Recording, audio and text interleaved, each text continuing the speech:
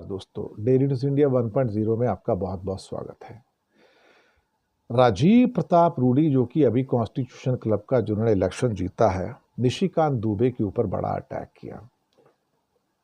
राजीव प्रताप रूडी भी बीजेपी के, निशिकांत दुबे भी बीजेपी के। कॉन्स्टिट्यूशन क्लब के इलेक्शन में दोनों एक दूसरे की जान के दुश्मन और अपोजिशन की सहायता से या इंडिया गठबंधन की वोटों की सहायता से राजीव प्रताप रूडी फिर से जीत गए थे और निशिकांत दुबे के कैंडिडेट संजीव बालियान, जो इन एक्चुअलिटी देखा जाए तो अमित शाह के कैंडिडेट थे, वो चुनाव हार गए।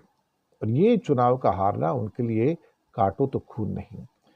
अब एक राजीव प्रताप रूडी का एक इंटरव्यू आता है न्यूज़ लॉन्ड्री के अंदर। न्यूज़ लॉन्ड्री में इंटरव्यू आने का मतलब ये हो गया कि भाई चीज़ें अलग हो गई हैं। रूडी को जिस ढंग से मोदी ने इग्नोर किया हुआ है पिछले ऑलमोस्ट, आप समझ सकते हो कि 7-8 साल से, वो काबिल गौर है। अब इस इंटरव्यू के अंदर जो राजीव प्रताप रूडी कहते हैं कि ये बहुत अहंकारी हैं, निशिकांत दुबे जो हैं, इनमें बहुत ज़्यादा अहंकार है और ये अपने आप को खुद को सरकार समझते हैं और मैं उनकी सरकार का हिस्सा नहीं हूँ। कॉन्स्टिट्यूशन क्लब के चुनाव को लेकर सवाल पूछे गए थे तो रूडी कहते हैं कि निशिकांत दुबे अकेले दम पर संसद चलाना चाहते हैं, अकेले दम पर, और संजीव बालियान का प्रचार भी कर रहे थे और उनकी अपनी पार्टी, रूडी की पार्टी, उनके खिलाफ थी। अमित शाह उनके खिलाफ प्रचार कर रहे थे। और राजीव प्रताप रूडी कहते हैं कि संसद में वो ऐसे शो चलाते हैं जैसे वो संसद उनकी होती है। और फिर कहते हैं कि कुछ लोग बहुत ज़्यादा अहंकारी हो जाते हैं।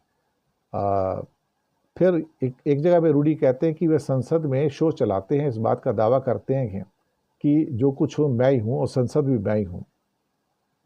रूडी से पूछा गया कि आपको निशिकांत दुबे से आखिरकार प्रॉब्लम क्या है भाई?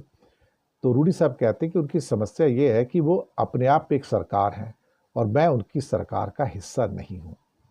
अब ये कॉन्स्टिट्यूशन क्लब के इलेक्शन में अमित शाह के अलावा जेपी नड्डा का भी पूरा संजीव बालियान को साथ था और एक किस्म से निशिकांत दुबे भी उसके साथ में अगेंस्ट हो गए थे। तो पूरी बीजेपी राजीव प्रताप रूडी के खिलाफ थी, लेकिन उसके बावजूद भी राजीव प्रताप रूडी चुनाव जीत गए, संजीव बालियान चुनाव हार गए।